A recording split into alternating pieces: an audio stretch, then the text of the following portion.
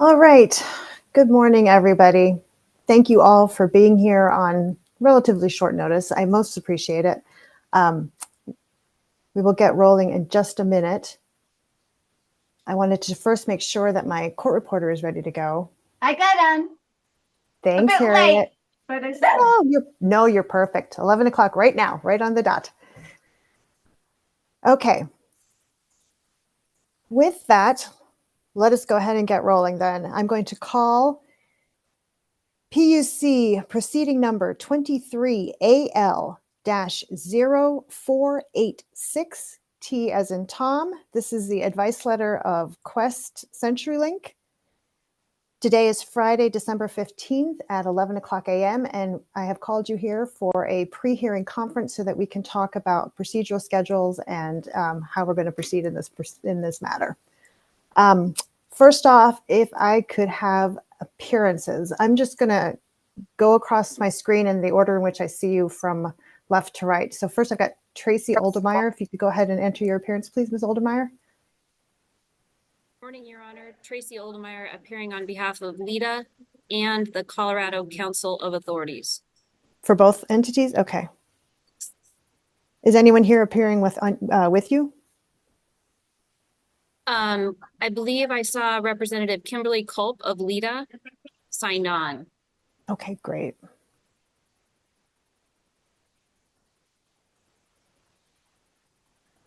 Okay, thank you, Ms. Oldemeyer. And just to be clear, you're representing and are listed as the attorney for both entities, is that right? That's correct. Just for purposes of today's hearing, CCOA did not have a meeting in advance to discuss some of the issues that may arise. So when I speak today, I'll make very clear I'm speaking on behalf of LEDA, the client with whom I was able to confer. Okay, got it. Thank you for letting me know, Ms. Oldemeyer. Mr. Cox, go ahead. Yeah, Justin Cox, Assistant Attorney General, on behalf of trial staff. Also with us is Senior Assistant Attorney General Michael Santisi, and from staff, Jennifer Kirkland. Jennifer Kirkland. Okay, great.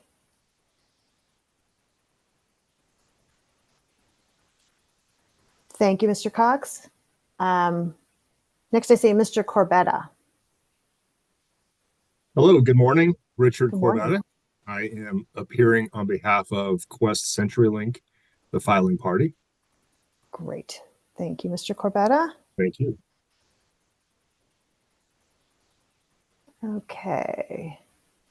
The next person, I don't see a name. I just see AJOKERST. So, and I'm going to ask you if you could rename yourself so that your name appears on the screen. That would help me out tremendously. I can, Your Honor. It's Amanda Jokers, and I apologize that that came up with just the A there. And I am appearing on behalf of AAJ Authorities. It's the Adams County E911 Emergency Telephone Service Authority, Okay. the Arapahoe County 911 Authority, and the Jefferson County Emergency Communications Authority. Got it. Okay. They're all separate entities, but they're filing together as one unit, essentially, correct? Correct. Okay. And you're representing all three. Got it. Thank you, Ms. Jokerst. All right. Anyone else? Tim Kunkelman, are you on the call as well? I am, Your Honor. I work for Lumen CenturyLink. Okay. You're with the what's your position with the company, Mr. I am the Regional Director of Government Affairs. Got it. Thank you so much. Very welcome.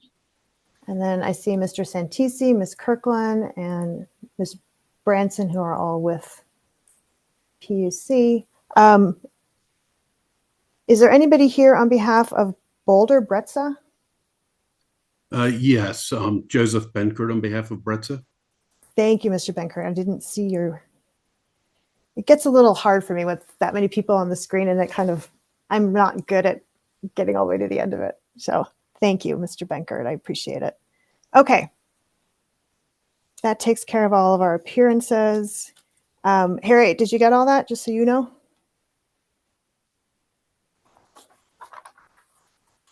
I'm sure she does. Having trouble unmuting. Yes, I did, and I recognize most of them. Perfect. Great. Okay.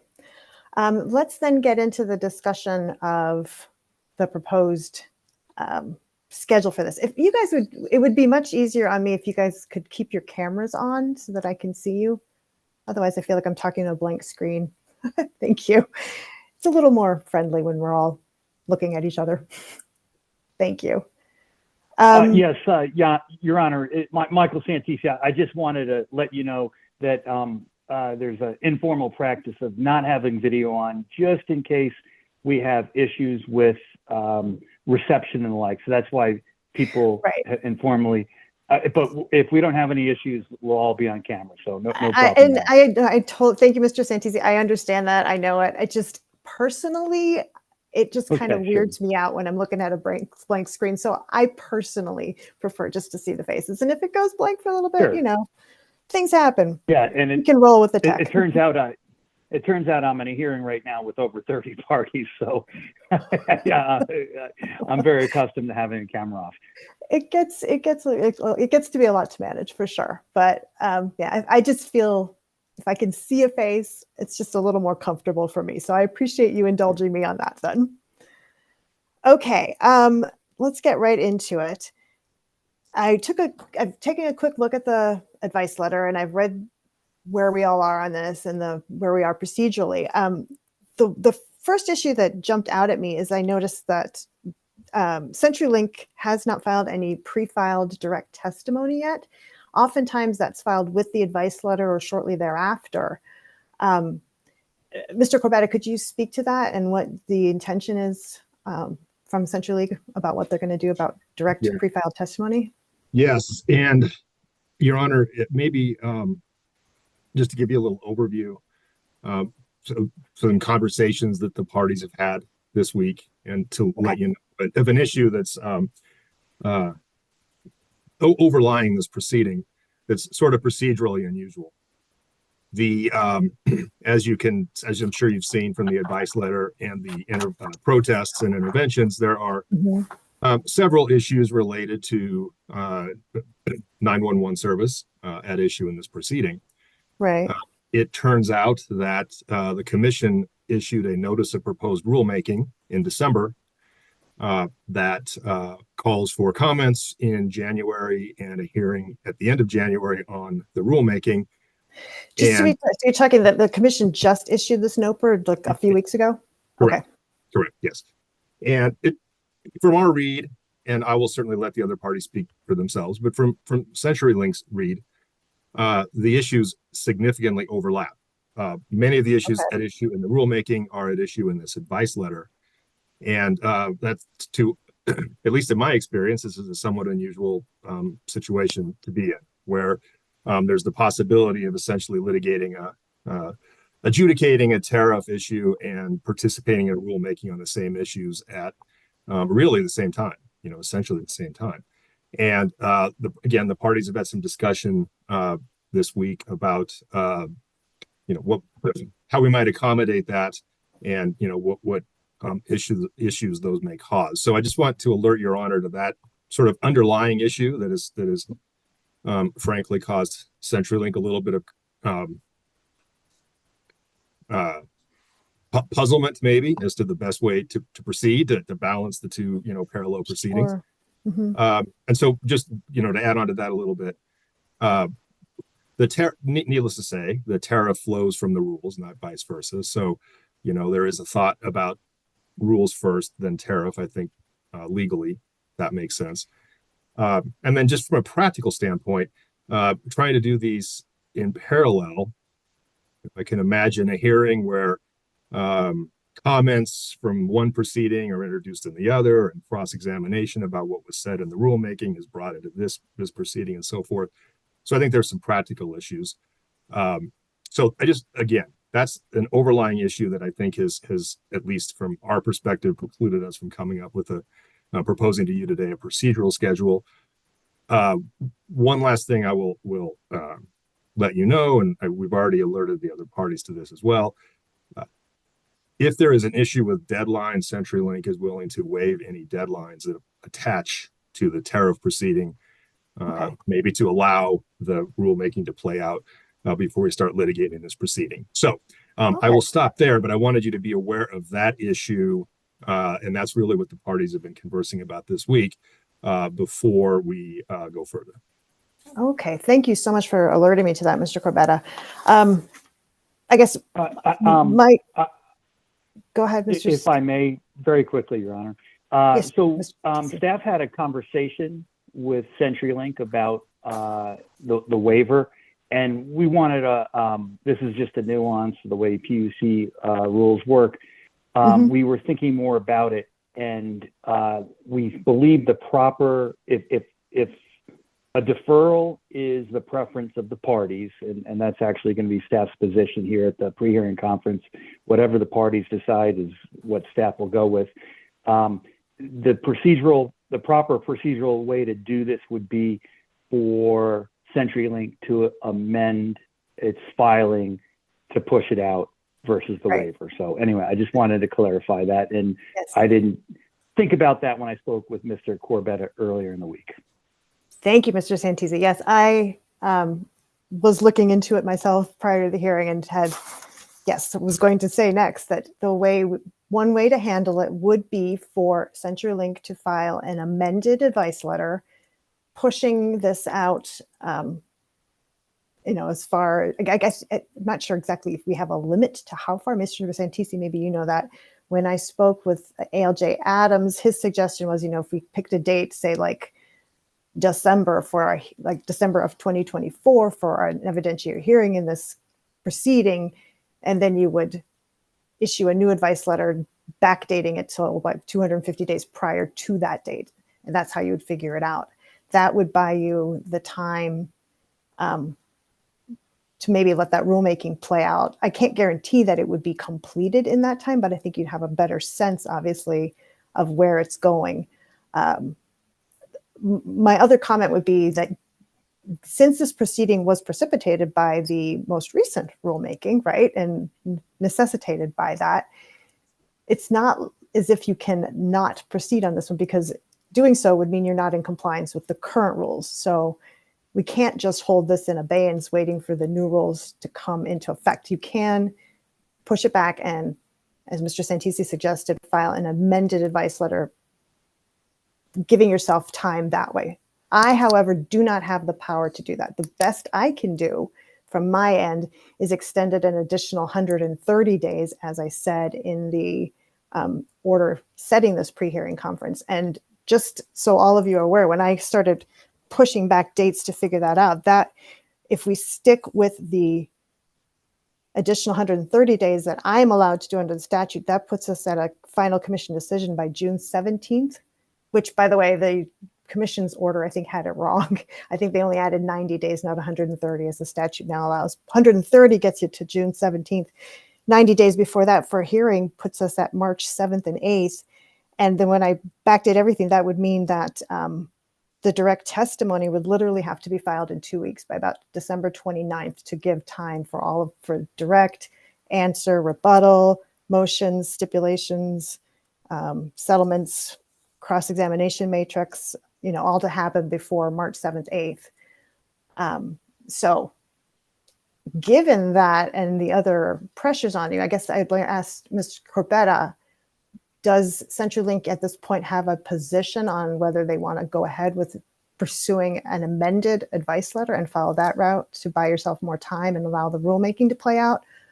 Or should we set a procedural schedule this, and then you can play around and we can change things if need be? Well, I will tell you, I will state what I think our position is. Mr. Kunkelman is here, and he can quickly get out the buzzer if I'm going off track. But in terms of extending, and I was probably being a little bit too vague, in terms of push. What I meant is push out the deadline. We agree that unlike an application proceeding, a tariff proceeding, we can't do an open-ended deadline. So with that in mind, whatever procedural mechanism to, as you say, buy us more time is fine with CenturyLink, and that includes filing an amended tariff. Okay.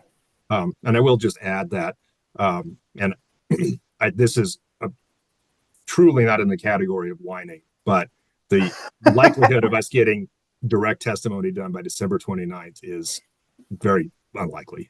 Just given holidays and individual schedules and so forth. So absolutely, we need to move it out, and an amendment is fine. Okay, let's proceed that way. And staff, Mr. Branson just sent me a quick note that the rule that it precipitated this tariff proceeding is Rule 2137, but the new rulemaking does not implicate that rule. So that rule won't change. Nevertheless, I do think there might be some effect on this proceeding from the new rulemaking. So buying yourself time is probably not a bad idea. Not only that, but like I said, yeah, December 29th is a little bit tight right now, given that today is December 15th. So 2 weeks with Christmas falling in the middle of that is not particularly easy. So rather than setting a procedural schedule then, since CenturyLink seems to have agreed, as I understand it, to trying to buy us a little bit more time. And so, and as I indicate, the best way to do that is to file an amended advice letter setting a new effective date. And I don't have a date in mind. Do you have a date in mind, Mr. Corbetta, how far you want to go out? No, we haven't thought that far ahead. Okay. And I just want to address, we agree completely that 2137 is not, in terms of requiring the tariff, is not an issue. That's not the position at all. The position is going forward with the tariff. The substantive issues, though, do in significant ways overlap. So just to be clear about our position. So gotcha. I would, I'm open to, again, Mr. Kunkelman may, actually, I'm not the one that's, let's be honest, I'm not the one that's going to be drafting this tariff or preparing it. So maybe Mr. Kunkelman has an idea, and certainly open to input from Your Honor and the other parties on dates. Okay, great. Thank you, Mr. Corbetta. Mr. Kunkelman, please weigh in if you have anything you want to add. Yeah, thank you, Your Honor. I don't know that I've given it any thought as to what amount of time to refile something. I think part of the issue is what, there's a couple of things that have been identified that need to be either incorporated or corrected in what was filed before, but I haven't given any thought to how much time we need to do that. And should we do some of those changes that potentially won't be impacted by the new rulemaking or not? My preference is not to file two different tariffs. But if that's just how it has to play out, then I guess that's just how it has to play out. Yeah, I don't know whether that's going to be avoidable or not, just given how the timing is going to work. I just don't, at this point, I don't see that being possible. But I think it is possible to delay this tariff and buy yourself some time so that maybe you can work out some of the issues in this proceeding that will be affected by the rulemaking, and maybe not make it so burdensome. Maybe you're not doing everything twice then. Sure. Okay. So why don't I do this? Rather than issue an order setting a procedural schedule, I will issue an order saying essentially that we've had this discussion, and that given these issues, the parties and CenturyLink have decided that it's best to file an amended advice letter with a new proposed effective date in order to buy some additional time and push this out well past June 17th. And just one thing to bear in mind, just from the commission's perspective, I generally need about 90 days between evidentiary hearing and final commission decision, because I have to have time to write it. It has to have time for exceptions, go to the commission, all that we need time for that to play out. So whatever date you decide needs to factor in that issue. And then once you've filed the amended advice letter, then we can reconvene and try and come up with a new procedural schedule to govern this so that we all have some idea when things need to happen. Does that sound acceptable to everybody? Your Honor, I have a brief comment, if I may. Of course, please. I just want Your Honor to understand that that's not necessarily an agreement of all parties. LIDA specifically has expressed a desire to avoid delay. But there's not much that we can control if CenturyLink decides to file amended tariff pages. We understand that's out of our control, but we do not want the record to reflect that this was an agreement by all parties, because it is not. Okay. So does LIDA actively object to extending deadlines? Or, I mean, and as you say, it's up to CenturyLink whether they file an amended advice letter. Right. And it's outside of else's control. Object, I guess, yes, but our goal would be that these amended tariff pages specifically address the concerns that LIDA raised in its protest letter. We completely understand that CenturyLink is dealing with a trifecta. They've got the rulemaking that's going on. They've got a tariff amendment. They've got an improvement plan. There's a ton of work involved, but backing up, we're talking about rules that were adopted by consensus. They became the commission's rules in January of 2023, almost a year ago. And the current tariff is out of date. And we see references to Lumen here and there. You know, there are certain very clear requirements in the rules for good reason that need to be cleaned up, and they're low-hanging fruit, easily addressable. Rule 2137, I completely agree with Mr. Branson's position that those are services that we are being charged for that should be reflected in the tariff, and they're not.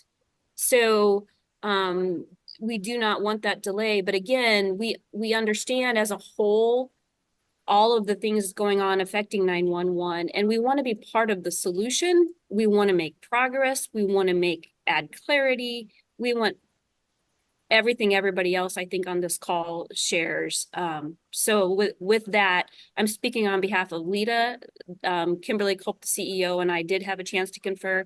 I also represent CCOA. I don't know its position because we don't have a meeting until January.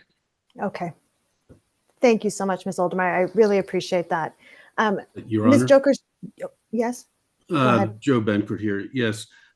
Brett's position is that 911 authorities are better spending their time and their resources providing 911 service than on additional proceedings that we might avoid by not having a tariff adjustment hearing based on one set of rules, and then we're going to adopt additional rules within a month and a half, and then do another tariff proceeding. And I think we could maybe address this by pushing back setting a date for CenturyLink initial direct testimony, which would fall after we would expect a decision to be forthcoming, or maybe the hearing date in the other rulemaking proceeding, and have in the interim the ability to conduct discovery and discussions that might allow us to come up with a resolution that would resolve both proceedings. I think that's most likely to happen because we seem to have been doing well at resolving proceedings amicably up to this date. And that would be our suggestions how we might proceed and still make progress in this proceeding, but not require us to do an extra tariff hearing. Okay. Thank you so much for that perspective, Mr. Benkert. And again,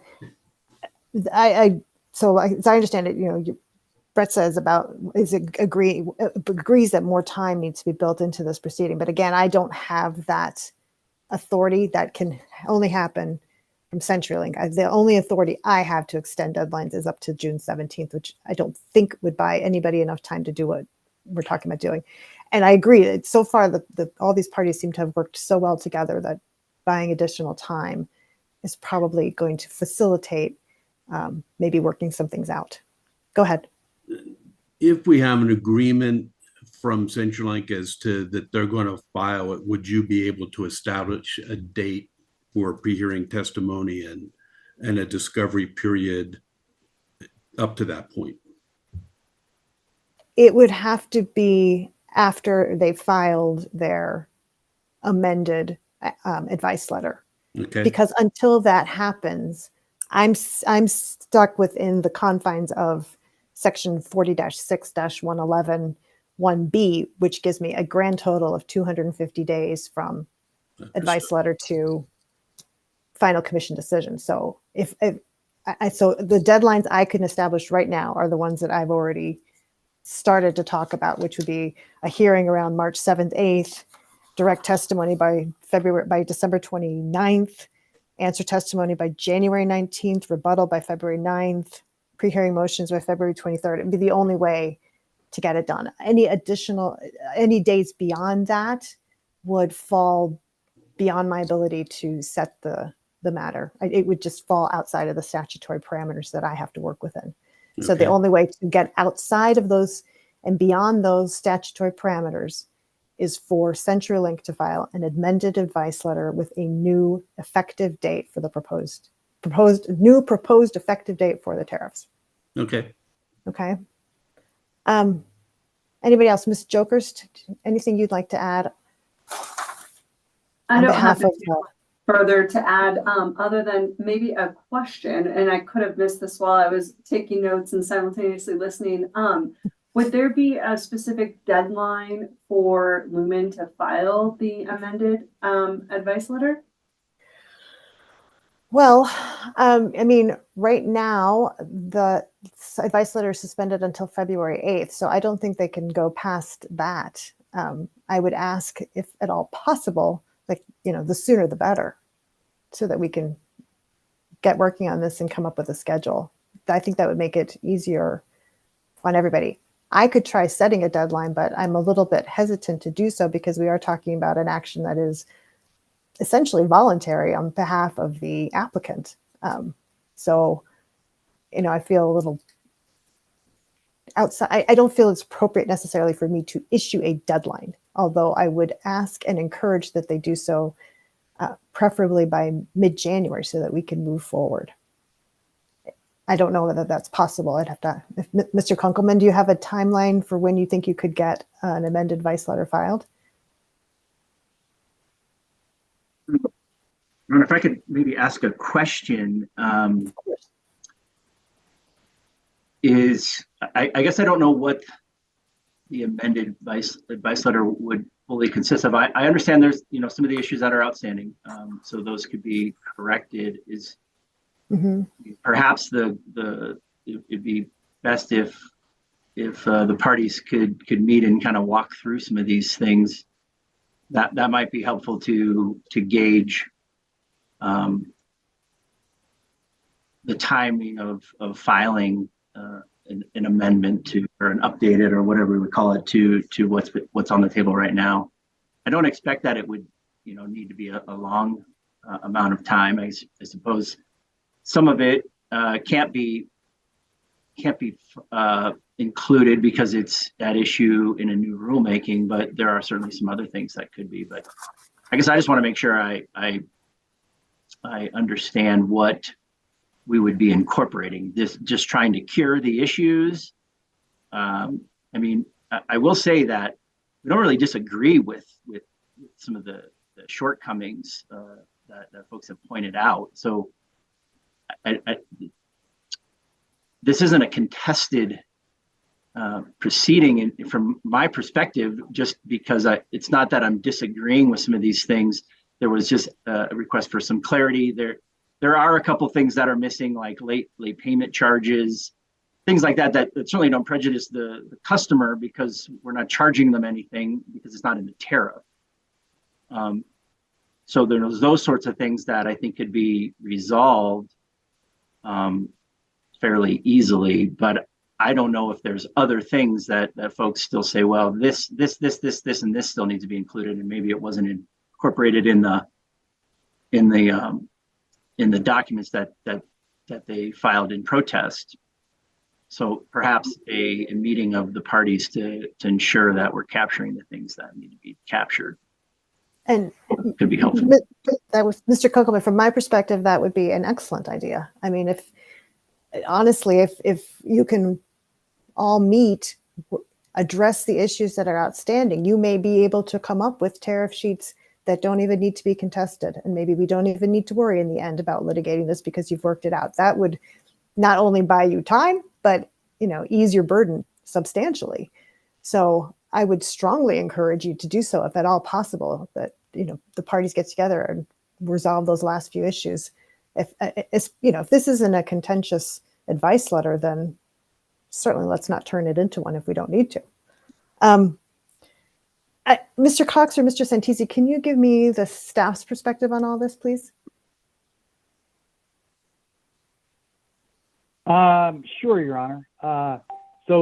As I alluded to when I spoke before, staff is agreeable to whatever the party's preference would be. So if, there's a side of us that believes that, if we have rulemakings and that should play its part and that will be more efficient for the parties. But if the parties, really want to get going with this proceeding, staff's going to take no position. So we wanted to defer to the parties as to their preference, and we'll work however it will be. Thank you so much, Mr. Santisi. I hope that, if the parties get together and try to work out new tariff sheets with a new proposed effective date, that you would participate, because I think with your experience, you'll be able to maybe guide and lead them as to how best to do all this and by the time that clearly everybody needs here. Oh, sure. And to your point, Your Honor, staff sees its role in this case is doing just that. It's just a matter of when we're doing it. That sounds great. Okay. It sounds like we're all then on the same page. Does anybody have anything else to add, or want to point out anything that else we need to address, or anything that I'm missing, please? Yes, Your Honor, Joe Benkert.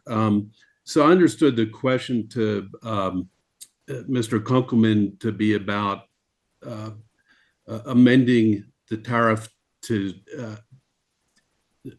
change the effective date so that we would be able to extend the hearing out past the decision in the rulemaking proceeding. Mm-hmm. And once the parties speak, it may or may not become clear if in the same short term of time we can resolve the other issues in the tariff. If we just extend it out, we would have more time to work them out, especially with the holiday season upon Absolutely. us. Right. And so I think just the understanding would be that we're going to meet, we're going to talk and decide whether we extend it and resolve. And maybe we can submit, CenturyLink can submit its amended advice letter, and at the same time, we would have a procedural schedule if we're not able to resolve the issues. Yes. Okay. I think we're all on the same page, Mr. Benkert, based on what you just said. So what I think I will do for now, if all the parties find this acceptable, is issue an order essentially saying that arising, based on the conversations we had at this pre-hearing conference, CenturyLink has agreed to and proposed that they are going to be filing an amended advice letter providing a new proposed effective date for the tariffs. I won't put this in there, but that those new tariff sheets, new proposed tariff sheets could even include additional changes based on the input they've gotten so far and may have in subsequent discussions about what needs to be put in there. And then I will also put in there, is just to make sure we aren't killing ourselves too much, is just indicate that the statutory deadline should be extended at least 130 days from now. So I will put that in there and just say, the time for commission decision will be extended and the tariff sheet suspended for an additional 130 days up until June 17th, which just should give us even a little bit more breathing room for now. But I'm not going to set the evidentiary hearing at this time or the proposed procedural schedule at this time, given the anticipated amendment to the advice letter and a new proposed effective date. Does that seem reasonable to everybody? Okay, I see Mr. Corbett is shaking his head. Mr. Bankert's shaking his head, yes. Yes. Okay, great. Okay. All right, and then I guess the only one, my other question would be, you know, if you could, I won't put a date certain in there for the new advice letter to be filed, but, you know, as I indicated, the sooner the better, because we do need to get this rolling. And as Ms. Oldemeyer indicated, you know, there are entities that are anxious to get these issues resolved and be able to move forward. So it's still, you know, we can't extend this for the next 3 years. We need to keep things moving as much as possible. So I would ask that the sooner you can get those filed, the better. But that would, you know, for now, hold in abeyance the need to file direct testimony or answer testimony. So we don't have to worry about that, at least over the holidays. Okay. Anything else? No, we're all good. Okay. It sounds like we're all on the same page about the way to proceed for now. And if I would just ask if the parties get together informally whenever you're able to discuss the new tariff sheets and the proposed new effective dates. And maybe we can even resolve some contentious issues that way. That would make life easier and happier for everyone. All right. I think that ends the hearing then. And unless there's anything else, any final things anybody wants to say? Doesn't look like it. No, all right, thank then. you, Your Honor. Thank you, Ms. Oldemeyer. Thank you for your time. Thank you, Mr. Corbetta. All right, all. Thank We you, are Your Honor. adjourned. Thank you so much. Happy holidays, everyone. Thank you. And you.